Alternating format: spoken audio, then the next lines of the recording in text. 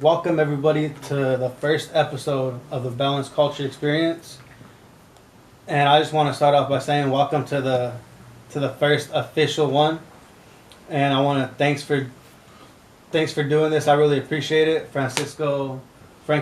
Yes, sir. From San Francisco, California. Northern Cali, I tell her. Northern Cali, all right. Yeah, but I've been here for 7 years. Yeah. Still rep the West Coast, all right? I got to, man. Yep. It's the only thing I know.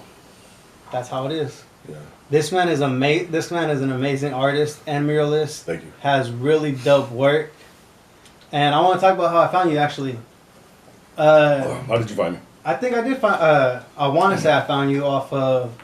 I was going through Instagram, trying to figure out cool people around the California area. Right. And I was on a post from this one group called Urban Aztecs. Oh, yeah. Yeah. It's a dude. Oh, is it? Yeah, that's the homie. Oh, so you know him? Yeah, I just met him last year during... we did this Dia los Muertos event in... in San Jose. It's called Dia San Jose. And he was set up close to me. But I'd already seen the work. Oh, really? Yeah, I'd already seen his work. I already thought he was dope. I used to see his stuff on Instagram, and I was like, dude, that dude has a sick ass setup, man. Fuck that dude. But in a playful way. I was just hating in a playful way. Yeah. And, competition. In a good way. I really meant that he was good. Okay. But anyways, he saw my setup there, and I had told him this exact story because I was like a little fanboy. I saw his work. I was like, oh shit, that's that dude. So I went up there and I introduced myself, and then he saw he remembered my booth, and he was like, dude, I thought the same thing about you. Your setup's dope. So after that, we clicked, man. We exchanged some artwork. I have a few of his pieces, the little action figures that he does. Oh, okay. Yeah. So yeah, man, he's a cool dude, good dude. Yeah, because I know him. I think most of the work that I've seen is that from like the WWE artwork.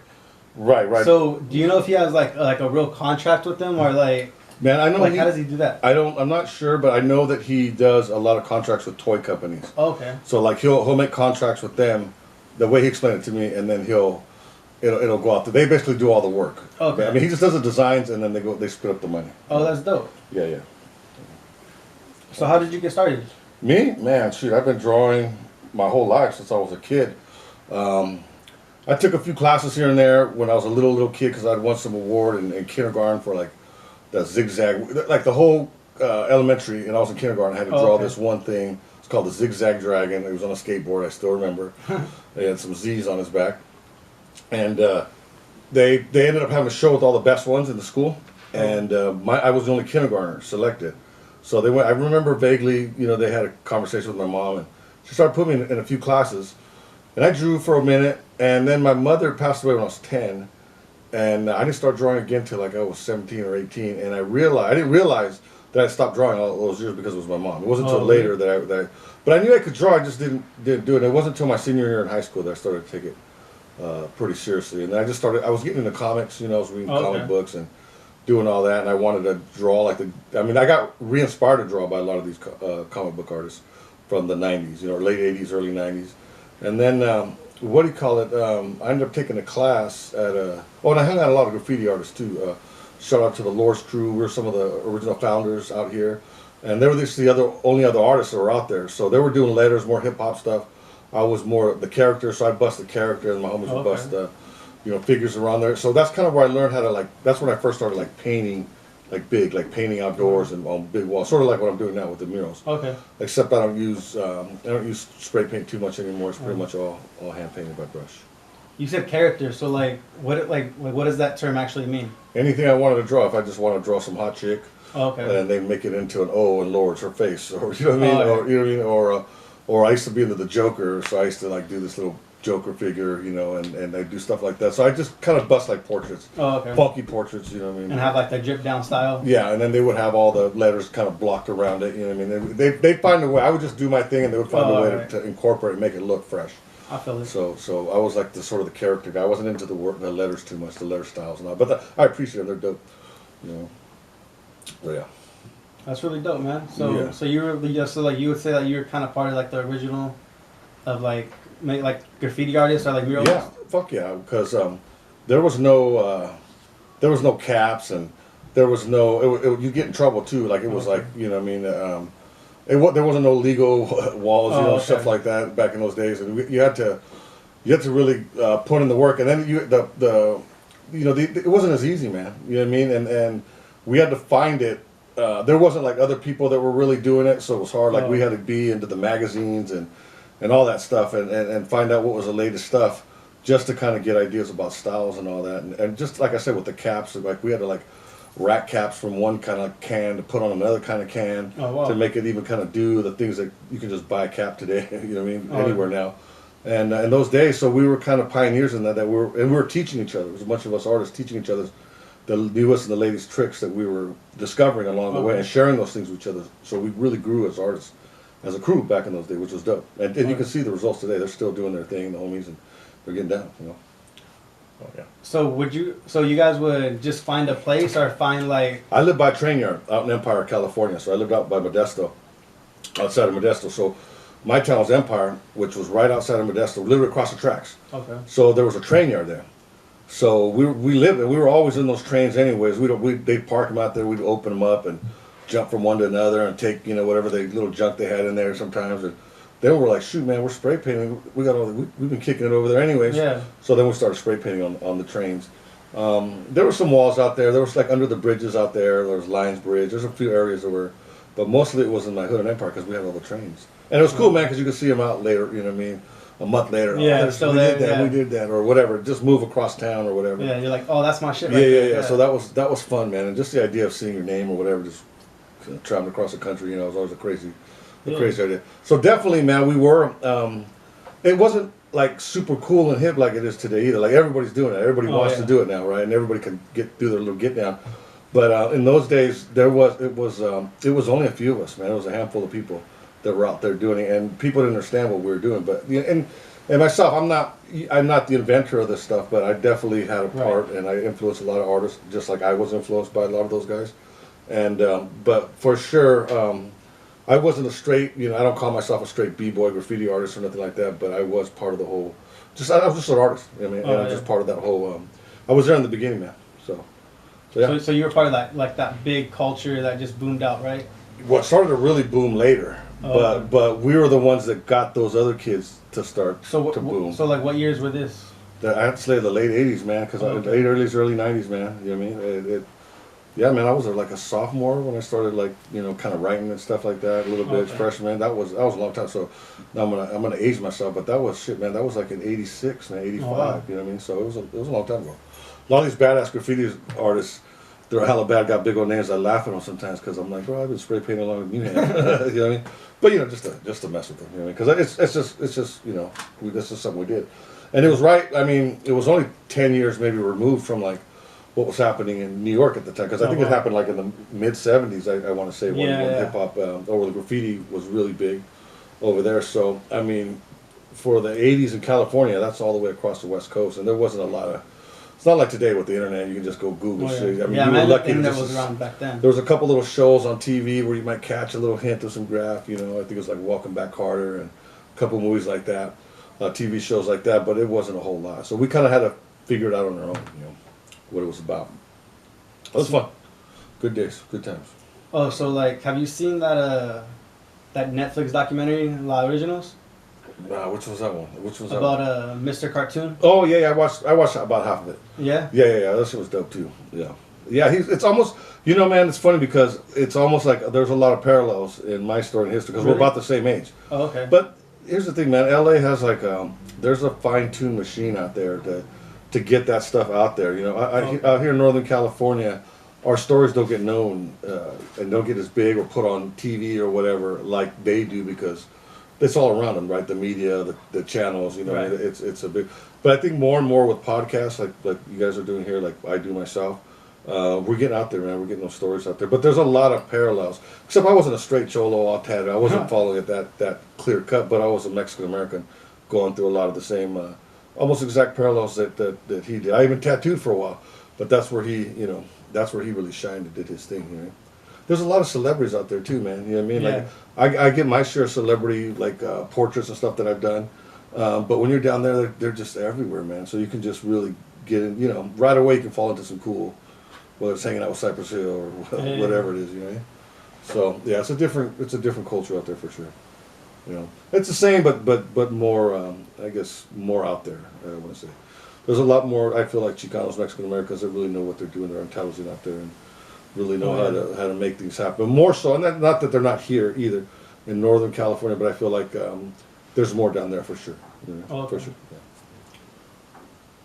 So do you think that like any artist can tattoo? Yeah. Really? Yeah. Because I'm gonna probably piss some people off, but I feel like tattooing is you don't really know how, you don't really necessarily have to know how to draw to be a tattoo artist and to do solid work. Okay. You can be a good tracer and do solid work and know a few tricks, and if you do those and you get good at them, you could be a solid tattoo artist and make some solid dough. Nothing wrong with that. I'm not taking away anything, and I'm not saying that it's easy either. But the ones that are really good, the tattooed artists that I've seen and I know that are really good can draw their asses off. And a lot of them can, and the really, really good ones, to me, can paint, and they can do it all. So they can just move through mediums in a way. They can go from painting to murals to drawing to tattooing, you know what I mean?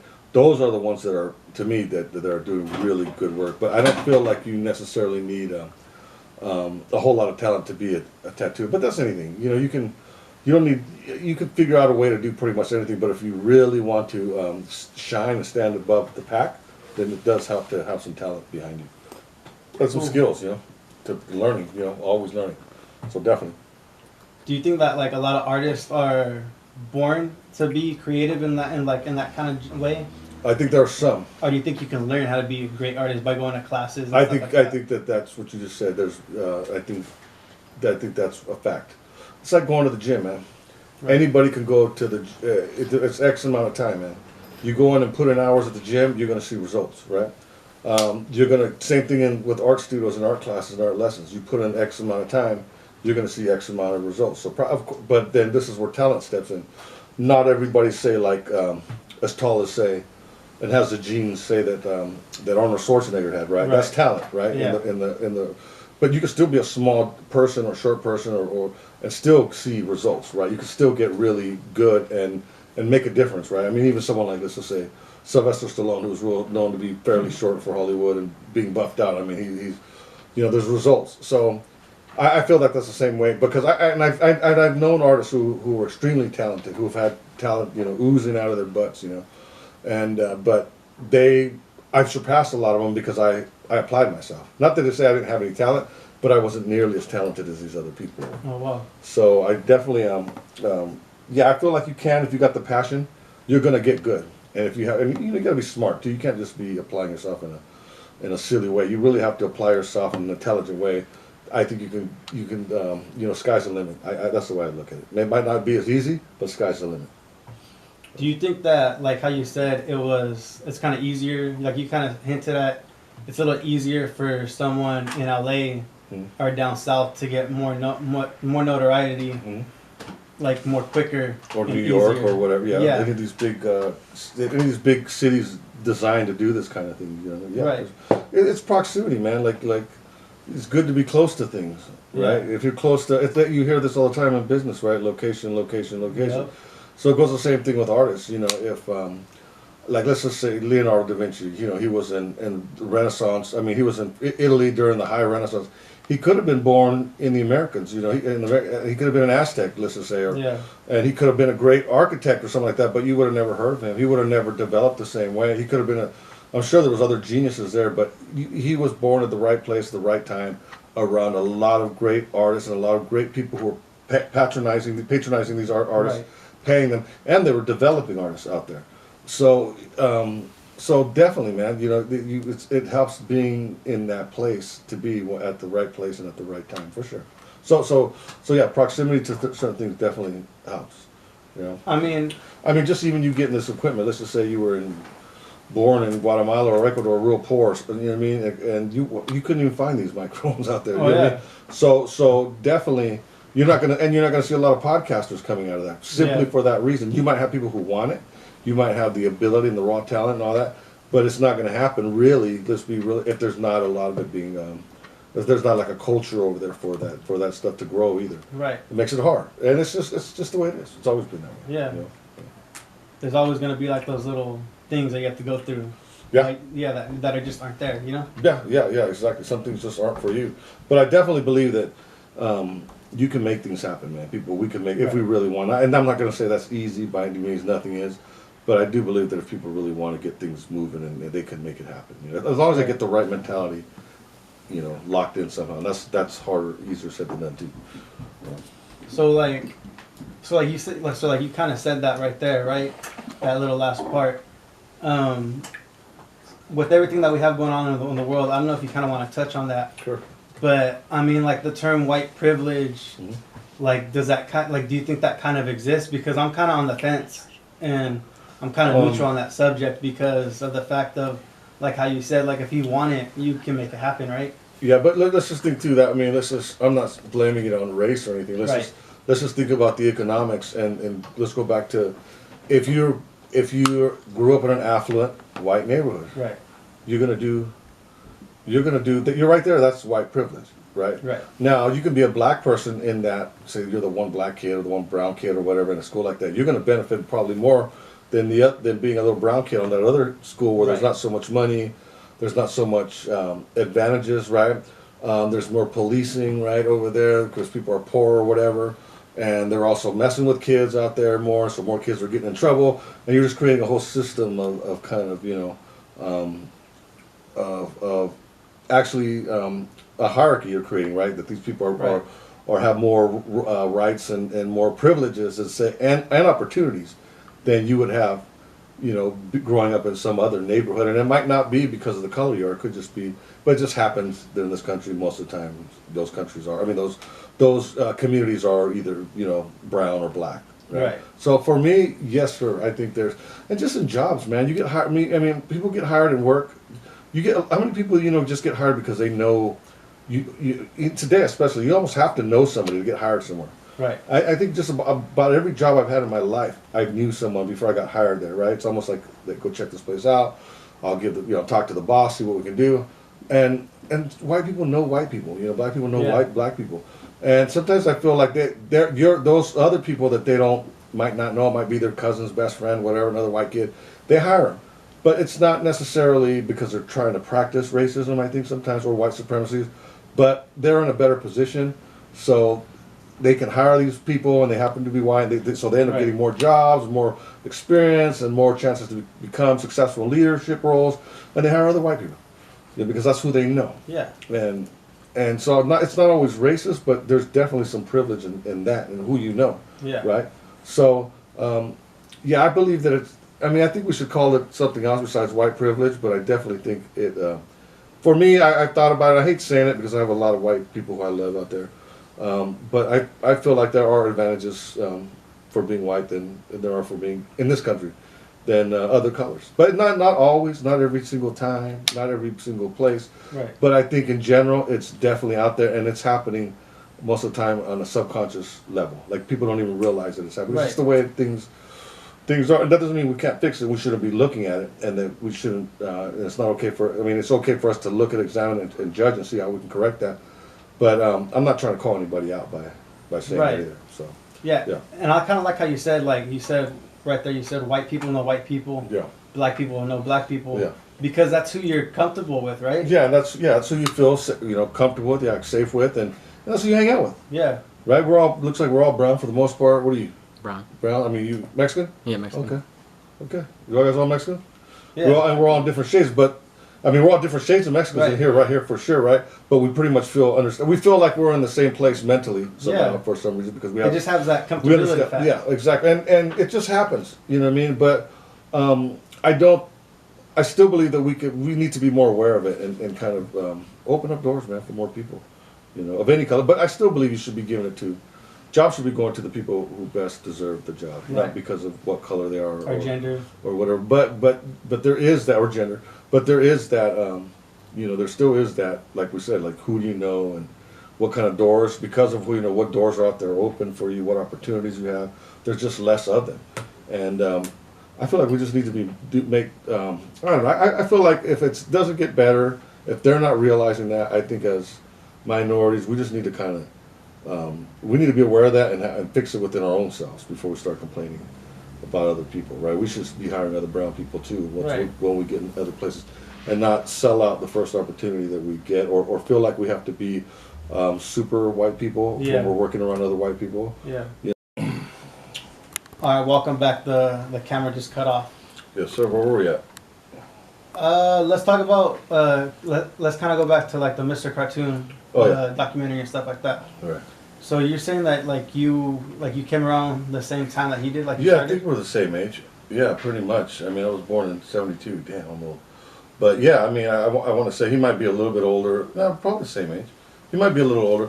But yeah, you were asking me if I knew, I've heard his name, Mr. Cartoon, way Okay. back before he did like 50 Cents and all those Oh, people, yeah. those names that got. But I didn't know him personally. But Okay. like I said, I know a lot of artists, and I know artists, artists know artists, and I hang out a lot of tattoo artists as well, who know a lot of artists. So those names are always, they're always out there.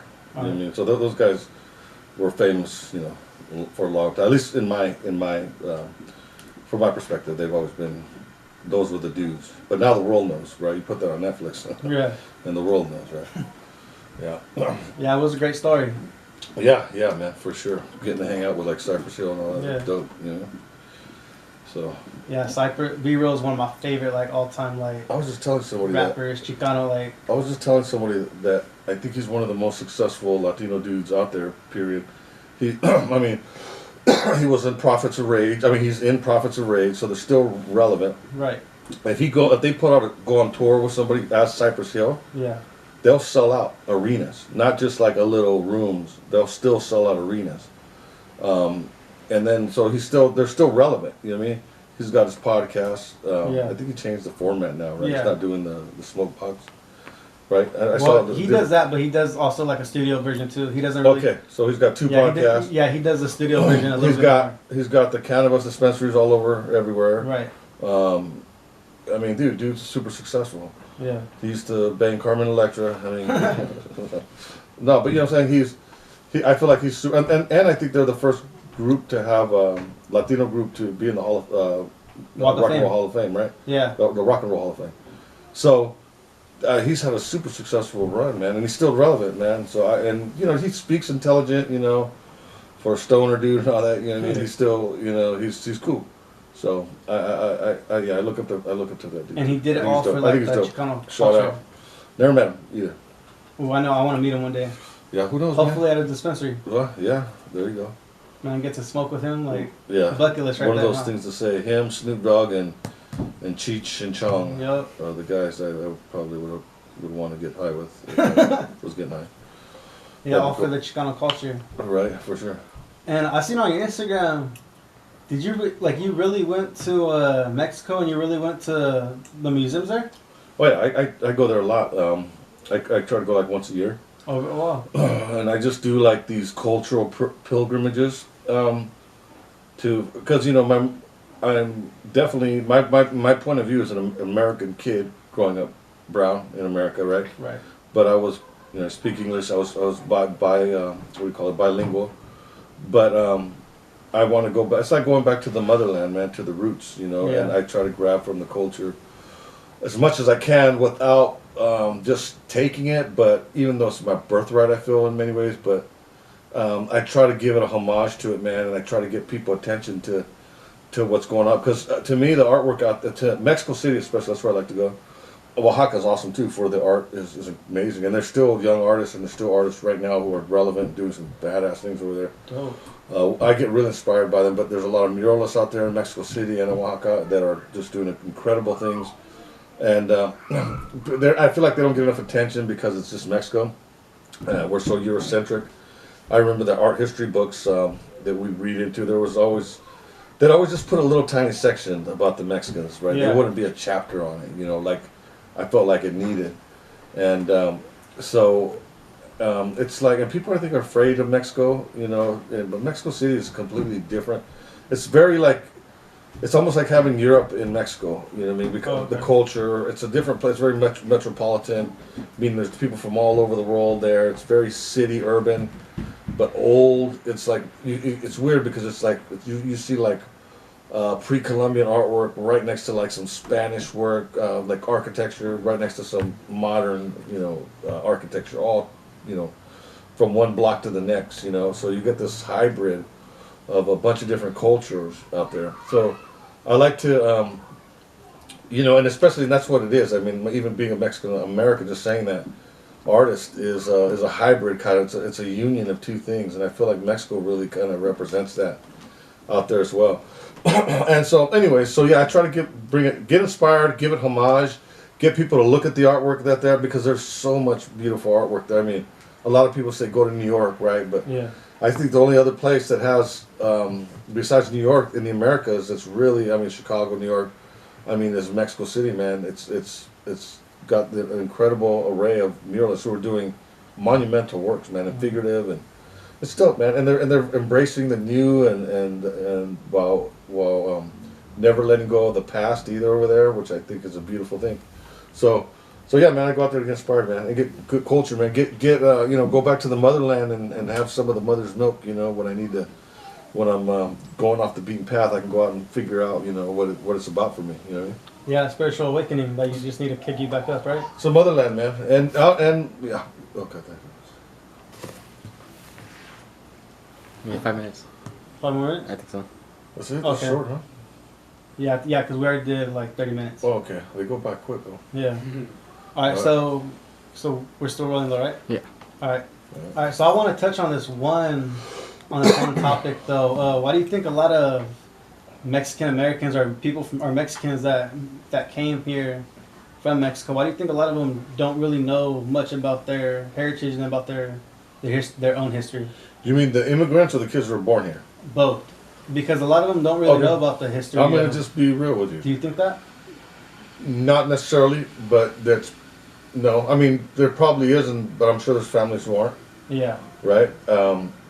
Let's just be real. I mean, a lot of people are leaving where they're from because they're not doing well where they're from, right? Because Yeah. they're poor. They're pobreza. You know what I mean?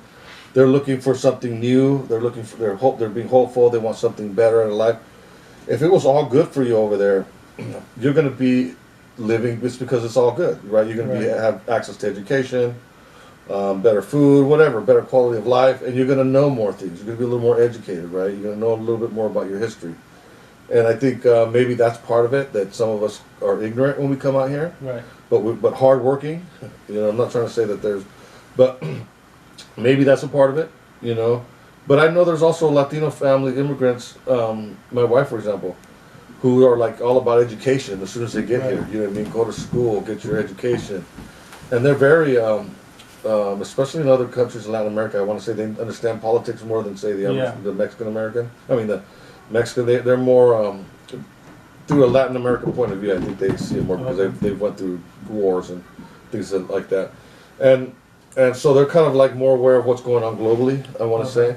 So it depends, man. You know what I mean? But there's some that just there's a lot of people too who don't want to feel like they're going to get a piece of the American pie, that they have to give up who they are, and and show up for their bosses or whatever the people that they work for, Right. And so they feel that they have to abandon who they are culturally sometimes, Okay. and that means just Like they don't, forgetting about who you like are. they don't want to learn it. Yeah, because they're now embracing this new thing. Okay. So there's that too, man. So like it's kind of like a bunch of hybrids just walking around. Yeah, just people don't know Yeah. what's really up. I think Yeah. but that's their choice, man. If they're that's their problem. Yeah. I guess is what I want to say. So like, what is the word when you hear the word culture? Like, what does it mean to you? Culture is a special word for me because I think I'm part of it. Like I'm entrenched. I've helped shape the culture that we live in. And meaning that, I mean, I'm not going to get into how I've done that, but I feel like as an artist, I get to do this.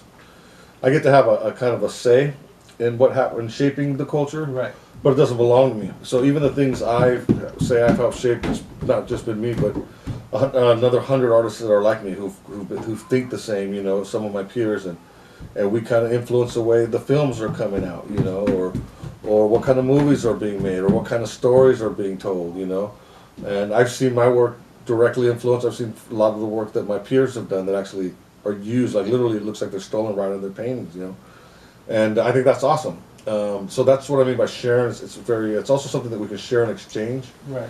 Um, I think culture is the overall point of view of everybody. So there's not Right. one particular culture. Like there's Mexican culture. There's Yeah. that.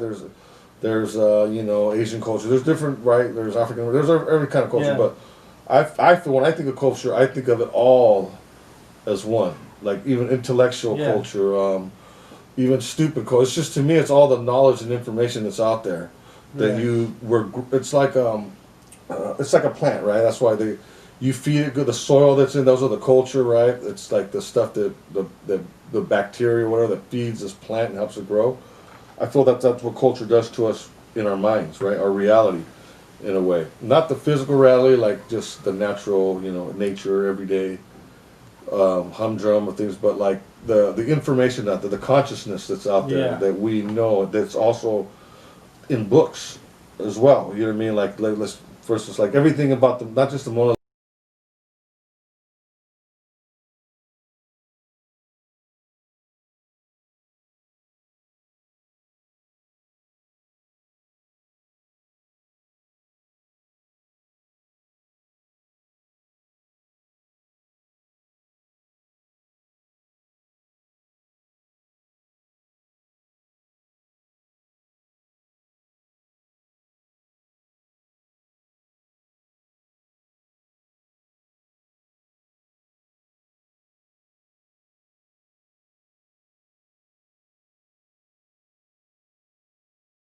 Yeah, so culture, I mean, the way I see it and understand it, it's like it's a reservoir that we can dip into and come out with, that helps shape us, enrich us, our lives, our mentality. It's a common ground, and all cultures have, all cultures, different countries have different cultures, and one of the things that they've used to communicate and are sharing each other's cultural gifts, cultural heritage. There's always kind of this exchange between leaders when they meet each other, and so it's kind of the stuff that we're raised under, right? That cultivate us, right? There it was. Cultivate is the word. This all goes back to plant metaphors and stuff like. So yeah, it's like the fertility that we're cultivated out of, man. Right. And so it could be negative. There's some that's not good for you. There's some that is good for you. But what I try to do in my work, and I think a lot of artists we try to enrich that and try to make sense of a lot of it, and and put it out there in new ways that we can pass to the next generation, or just pass to our fellow man or whatever it is, to keep this whole mind thing going. I mean, this whole connection that we have, this cultural connection that we all have as humans, I think. But yeah, it's like your way of communicating too, man. 'Cause Right. You can communicate culturally, so through your culture, so and express yourself and all that. So that's what I see. It's a deep term, culture. It's not just. Yeah, you can kind of strap anything to it, right? And then, You but can definitely expand on it for sure because it's so rich. I mean, I want to go as far as saying it's almost like what consciousness is. It's like the reality that your mind is born into, right, right? And like if let's just go back to racism again. If you grow up and you're 3 or 4 years old with a bunch of KKK parents who are teaching you some kind of supremacy thing, then that's the culture you grew up in, right? It's a Right. culture, and it's could be jacked up sometimes. You know what I mean? So it's not necessarily a good thing, but I feel like that's why the overall culture of the world, of society, of this global community we're in, where we can put out beautiful, positive things and say it from our particular perspective. Like I have a certain perspective when I paint, and a view. So I'm giving you my view and sharing my culture way. So it's just a form of communicating, man. Getting the people to know too what this is what we're about. This is what we got. This is what we have to share. This Right. is those kinds of things. So it's just a way of communicating too. I mean, it's like I said, it's a lot of different things. Culture. and like how you say, like It to cultivate. It encapsulates so many things. It's everything for me. Right. Yeah. Yeah. So, culture, man. Yeah. So like when you want to talk about culture, like how you said, bring racism into it, and how you were talking about earlier of like the Chicanos like to be with the Chicanos, and like the Mexicans, whites, blacks, right? Right. But it's because you feel comfortable, right? Right. And I want to ask you, like, you said you were a professor, right, or a teacher? Yeah. Both. Yeah. And like when you like lunchtime or breaks, honestly, I can honestly say when I was in high school, not to look at it in any bad way, Mm. but it's kind of just like the way, like kind of what I saw was, it was segregated without even know, like how you said, with subconsciously, like not Like the even being teachers? segregated. No, by the kids, the students that went there. Yeah. Yeah. Like Mexicans literally hung out with Mexicans. Yeah. Like you had your race jumps from group to group, Yeah, but yeah. Go ahead. is like do you think that's true? Like Yeah. I went to like what you would call a white high school. It was called Bayer High. I think the only reason there were Chicanos there is because I was in a different town. It wasn't in Modesto's Empire, and they made us go over there Okay. for some reason. And we kind of, I think that the whole school changed when the Mexicans got over there, basically. And I even remember how corny it was because like they had the football team, and we had the worst football team ever. And I'm not even gonna say why. But I just say it was a white school because we'd go to schools like Stockton and get our asses whooped on in high school. But I remember that there would be black kids and Mexican kids going out for the football team, and like the coaches wouldn't even look at them because it wasn't their little white quarterback that they Oh, wanted, that they damn. saw in their mind. They already knew who was going to play what position before, you know what I mean? Because they knew them maybe from teaching them in the summer or some other off football, whatever it was. There was like their own little football. It was all us little white kids, and they had all little white cheerleaders. You know, there was no little. There might have been one Latino who thought she was white in there, but you know what I mean. But it wasn't. You know what I mean? And I remember the kids of color. They were good, man. They were athletic, man. But Right. they weren't even being looked at, even their potential, because just the way it was, man. So I'm just telling you from football, just as a kid in high Right, school, yeah. my experiences. I remember being able to see that, and we sucked. It kind of said something. like you about, see that separation, right? Yeah. If we would have put those other players in there, mixed it up a bit, we might have been formidable. Might have won a game or might have won one game. We didn't win a damn game. Yeah. Bayer High, baby, 1989 was whatever it was. We sucked. So, anyways, Yeah, because when I went, even like on breaks and like lunches, like we just like you just like to hang around with your own group, and those groups were Yeah. kind of separated by race.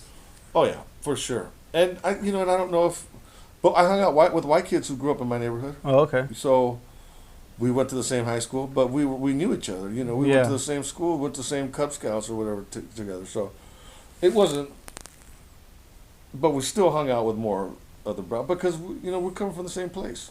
We speak the same language. You know, we had a certain lingo and a certain style that we thought was cool too among each other. So again, our culture brought us closer together, and that way, that's what it was. It was our culture because some of these guys I didn't even know, but you feel like you know them because they speak Spanish or they're hip to the lingo or they dress a certain way. And those are just your people, and so I just, we're all. I don't think there's anything wrong with that either, too. Like I don't blame white people for that either. You know what I mean? But once you start like getting kids in trouble because they're a certain color or Right. because they're not part of this part, or then you know what I mean, or you're fucking with these other kids because of more, that's a problem now. You know what I mean? Right. But I don't think there's a problem with just hanging out with who you like to hang out with. You know what I mean? Yeah. They happen to be more like you. It's the same thing when we go to the club. You see all the gorditas, they all hang out together. You know what I mean? You see the other girls that look the hot ones, they all look like each other, and they all hang. You know what I mean? Yeah. It's just the way it is. You know what I mean? It's like birds of together. But I don't think that's racism, though. I think that's cool. That there's different things that people click up for whatever Yeah. reasons. That's fine. But as long as you ain't fucking with everybody, someone else because of their doing that way, or you know what I mean? Then that's when we have issues. Or you're picking one or the other just simply because of things that don't matter, then you're starting to blow it, Right. So, I don't know. I think it's pretty clear cut with some things. But I think it's funny that we have to talk about this stuff because they're realities, and they're realities about things that people don't want to talk about, Yeah. I mean, just because it's a touchy subject, but I mean, Yeah. it doesn't have to be. Yeah, if we just talk, it'd be Yeah. cool, man. You know what I mean? Like, all you got to do is talk and in long format, not just yell at people, just quick back and who's smart and who's what. Just hear each other out. And that's, again, why I feel like culture is important, because I feel like I can communicate and touch a lot of people who are not even my race or not have nothing to do with me, but they can still touch on a human level based on the work that I'm presenting to them, man. And I can communicate Right. and say something human and deep. And I think that's where culture is really cool, man. Like when you can kind of break barriers like that, whether they're visual verbal or just visual. You know, what I mean? And just get a deep understanding of someone else. And I mean, that's what I do. I feel like as an artist, one of the things I try to do is like, I never believe that you should be just preaching and telling people who what or and who's better. Or just, I always felt like I had to be a Mexican American by example. Like I'm gonna be a good example of one. So that helped me. That was a motivation for a lot of things. I'm not going to go out there and necessarily start a revolution, or get some get back on the man. You know what I mean? Whatever I decide to take back or feel fair or whatever. But I feel like just being an example, and I tell that to people. You know what I mean? You gotta be an example. You gotta live by doing, not just saying or I'm proud. What the fuck are you proud of? I'm proud to be proud. Well, why? At least know what you're proud of. You know what I mean? Or how about this? Better this. Be a reason someone would make someone proud. Be something that people would be proud of, man. And so I try to do that, and that's why I don't hide.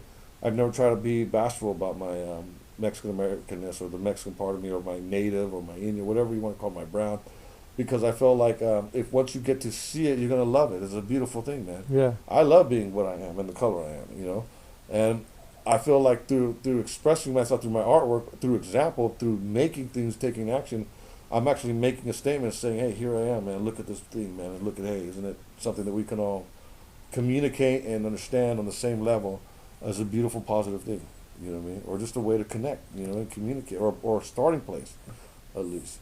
So that's what I try to do to be down for my browns. It's just like, be an example, man. You know what I mean? That just let people know, man. That way, because I think when they do, they're gonna love it. And in the right way, also. Why wouldn't we? Yeah, exactly. Yeah. Exactly. So yeah.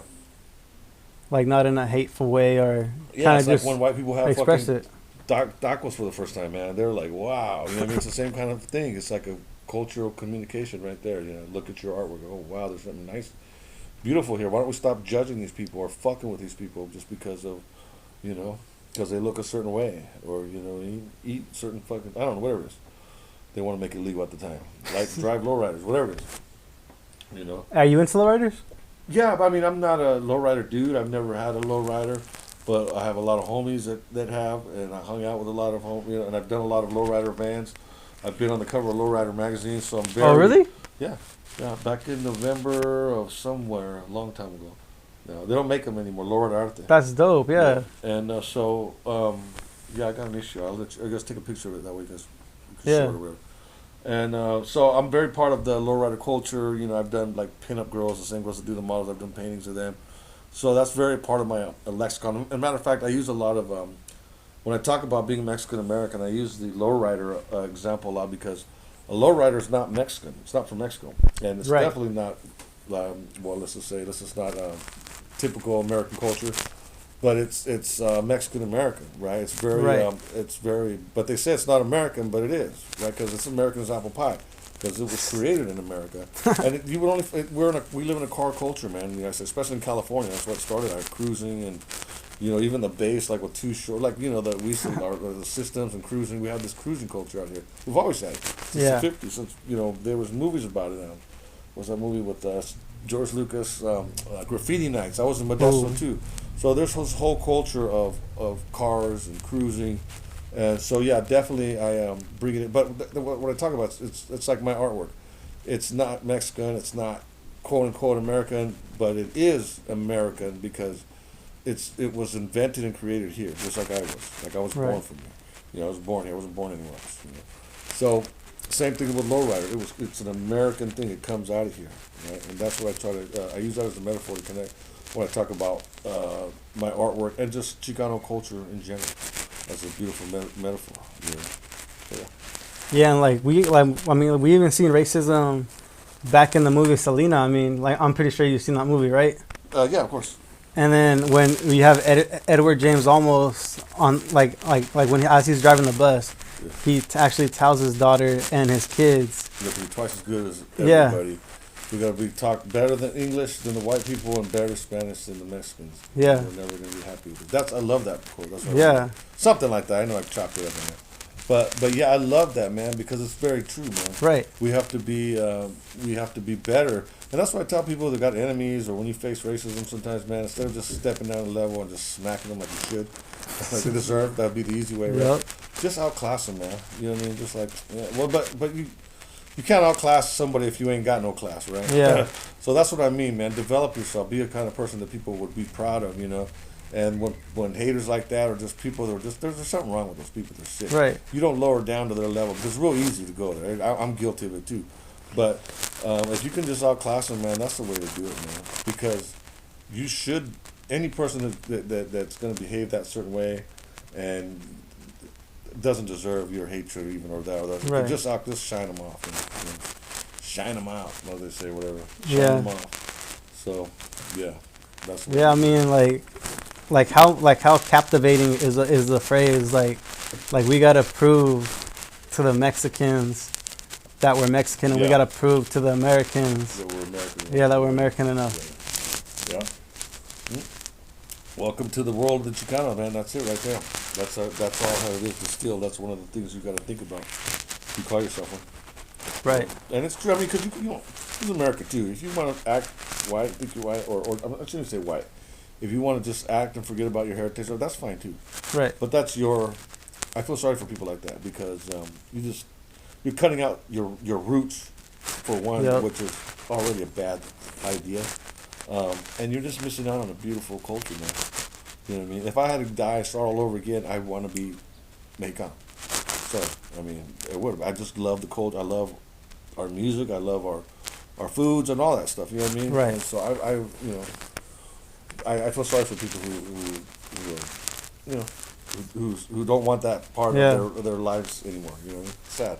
And then learn your history, like Yeah, that's right. Which is hard too. right. You gotta kind of do it yourself Yeah. because they're not really giving it to you, not the real one. You know what I Right. mean? They've started to more and more, but it's someone's truth according to someone's dude's perspective. You know, and so it's good to know different perspectives. You know what the other side is also saying or what they had to say. You Right. know? But some people don't want to do that, man. They're afraid. You know. Is that what you got? Is that what got you wanting to become a teacher or professor? Yeah, I mean, I don't know if I wanted to be a professor, but I wasn't planning on it. But I definitely went to school because I had a lot of things happen to me that were unjust by say police people, and I got a taste of the police people. And I got a taste of the justice system when I was real young, and I go, wow, man, I couldn't believe what I was. I thought I was an equal American citizen because that's what they had taught us in school, right? Right. Until I got a taste of that, and I was still in high school, senior, and I saw the lies, I saw the game, I saw how they and it made me want to stand up for my rights. I go, I'm not going to let criminals, basically, because that's what was being happened to, and victimizers, making me out to be one. You know what I mean? Right. And them getting their kicks off of potentially ruining my entire life and never being a professor and anything like that. But yeah, it was those kinds of or just getting fucked with by the police, getting pulled over and getting your rights violated, human rights, civil rights violated. Right. You know, lying on stands. You know what I mean? Pulling out guns on you for you know what I mean? Just stuff like that I didn't want to be. I wanted to know what my rights were. Right. Which kind of got me in more trouble because every time I stuck up for my rights, I would seem to get more in trouble. They don't like hearing that from a smart mouth brown dude. I feel I learned that. But yeah, those are the kinds of things that those injustices made me want me to know my rights more than and with that said, anything that I've ever been accused of or anything, none of it stuck. I beat everything. You know what I mean? So. Which you can do, and a lot of people don't know that. Well, I did because I was right. Yeah. Oh yeah. Which is, to me, a testament also of the American justice system because at least it was, even though I wasn't being treated fairly in the end because I took some risks, I was able to, the truth was heard. You know what I'm saying? And so, but I would not know that, just because I knew my rights and would stand up for my rights, I was literally getting in trouble for it. Wow. But I actually literally did get in trouble because I knew my rights. Does that make sense? So I wasn't, but still, I had to go through some bullshit ordeals that regular people know what you have to go through, and it's stupid, you know? Yeah, I had this probably like one of my favorite teachers in high school was my English teacher, Carl Kaku. Shout out to him. He actually told me in class one day that back in the day, he would always, and he advises people like still now today, to go get a pocketbook of the U.S. Constitution and have that in your back pocket just in case that you ever need it. Yeah, that's Which smart. is- I think I'm gonna start carrying one. Which is Where do I yeah, get one? They got a back pocket Constitution. yeah. I want that. For real. So like every time somebody's giving, like some person in authority is giving you lip, all you gotta do is just take out the Constitution and say, hey, these are my rights. Yeah. I plead the fifth. Do you follow the Pot Brothers at Law? The what? Do you follow the Pot Brothers at Law? The pot bellies of law? The Pot Brothers at Law, No. Who's that? where they're two famous lawyers. Oh, the fight for pot rights? Yeah, that fought for pot rights. Oh, okay. And so they have like the Shut the Fuck Up Fridays skit What's that? Were they? where you shut the fuck up and you don't talk to police. Oh yeah, the fifth. Yeah, the fifth. Yeah. They're trying to get you to snitch yourself out. Right. That's the easiest way to get someone to go to jail. To snitch yourself out. Right? Yeah. Yeah, it's better just to shut up, man. And they'll use anything you say. You know, they'll say things to you. The police will sit there and they'll say really bigoted things. And sometimes I was like, these guys don't even care. Not really even though they're bigoted. They just want to make you so mad. That Right. you'll get pissed off and maybe have to swing on somebody or whatever. So that they can arrest you and really get you locked up for if I have a reason. They're trying to incite you to become an animal. Yep. So they do things and they'll hit you and they'll flip you off and do little things when no one's looking, so that you'll jump or even scream out, Right. scream stop or whatever loud, so they can beat you up and make up charges on you. They do it all the time. Yeah. Because I mean, like I'm pretty sure their job would be pretty boring if nothing was ever fucking going down, right? Right. So I'm pretty sure like it's pretty much a little bit, but of boredom to them, right?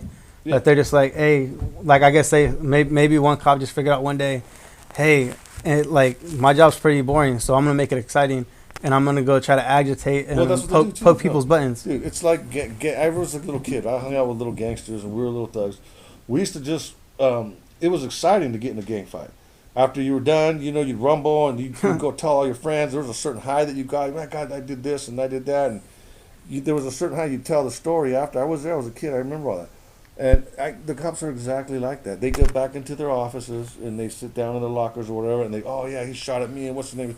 And they get props because they got in a shootout and they survived it, and so they're big guys now, and they all itching to go shoot, and they're all, and it's a culture of just like who, they start bragging, I shot this motherfucker and I did that. It's just like the gang shit, and it's excitement to it. I remember that. I was a kid.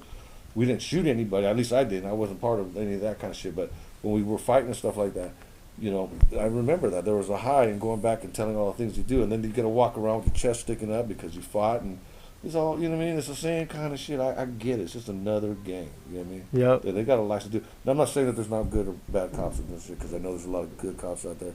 Shout out to those guys, but there's definitely a culture, and it definitely attracts a lot of these kinds of psychopathic people,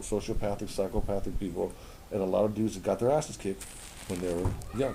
You know what I mean? And by brown people probably, for calling people certain words they shouldn't have been using, and now they want to get some payback. That's the way I've seen it, dude. You know what I mean? And I hate to say it, you know what I mean? Because it sounds like it's bullshit, but it's true. You know what I mean? And I don't want to name no names.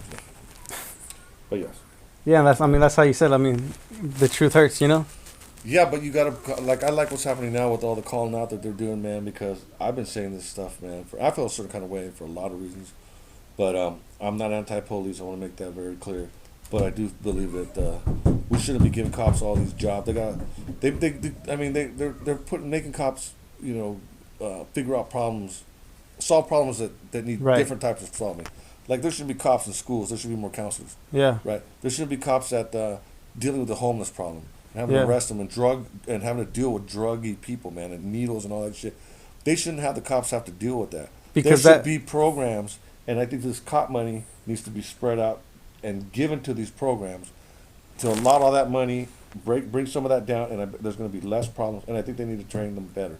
And not all of them are terrible, like I said, but when you shoot a person 50 times and through the bottom of the foot, yep. You know what I mean? Say, who the fuck is training these guys? That's probably brain damage from all the shit that they see on a constant, helping somebody they can go from literally one call talking somebody jumping off of a bridge or somebody from shooting themselves and committing suicide. Sit down, you can, instead of sitting there shooting the person in the back, sit down and try to talk to a person first before you try to tackle them and sock them in the head a bunch of times. Go talk to the person, but a lot of them aren't trying to do that. and they're not equipped, man. And a lot of them, they don't. Some of these fools don't know what they're doing out there. You know what I Yeah. mean? Some of them do. Some of them are old. I've seen good cops handle situations. It's rare, but I've seen it, and I know they're out there. But as far as having them, and only 5% of the stuff the cops get into is like violent. Right. 5%. So we don't need. They don't need to be. I feel like that many cops dealing with that many problems. We should lower it down to smaller numbers where they're handling real. I think they should just handle violence instead of handling. Yeah, the like, only time. Yeah. The only time they should be out there. They shouldn't be just having to, because 95% of that is just going to places and making stops Right. and asking questions and filing reports. Yeah. Right. But yeah, man. But their job is hard, man. I'm not trying to say any of that, but still, that doesn't mean you can go. We shouldn't be violating people's human rights and locking people up and making charges up. Because for basically destroying people's lives Right. for your goddamn ego. And that's a Yep. terrible thing, and that's what happens when you give people power sometimes, especially psychopaths and sociopaths. Yeah. Obviously, I've thought about this shit way too much, so. So yeah, man. Yeah, they should have certain divisions to where they deal with different little issues. I think that'd help out a lot. But not police. So they should just Right. be helping people with drug problems, helping Yep. people with homeless problems. Just give money to the counselors. Give Yep. money to those problems. I guarantee you it'll start fixing society unless people get shot in the back. You know what I mean? They're not out there. They're not supposed to be judges, juries, and executors. Right. You know what I mean? They're supposed to just arrest people. And unless you're getting shot at, that's a whole nother story. You know what I mean? But if not that, then nobody should be getting shot in the back. Yeah, I mean, like you seen the movie The Joker. I mean, I think when that movie makes the twist is when they cut off his funding for his medication that he needed, and then after that he just goes crazy because they cut his one little thing that helped him. Right, helping them cope. Yeah, helped him cope, and then they just cut it off. A lot of people didn't like that movie because they felt like it gave an excuse to a lot of people. For real? Yeah, because there's they were giving an excuse for a madman basically. Oh. But at the same time, that was good because there is, with all these drugs they're giving people and people aren't getting proper help, and there are people out there who are sick, man. Yeah, apparently, one in 3 of these people that get killed by the police have mental issues. Right. There's something wrong with them. So there's something. You shouldn't be killing people who are slow. There's obviously something wrong. Happening right there. So yeah, man. There's definitely time for some reform, man. That's what I think. But then again, who the hell am I? I just make pretty paintings. So yeah. You think it's ready?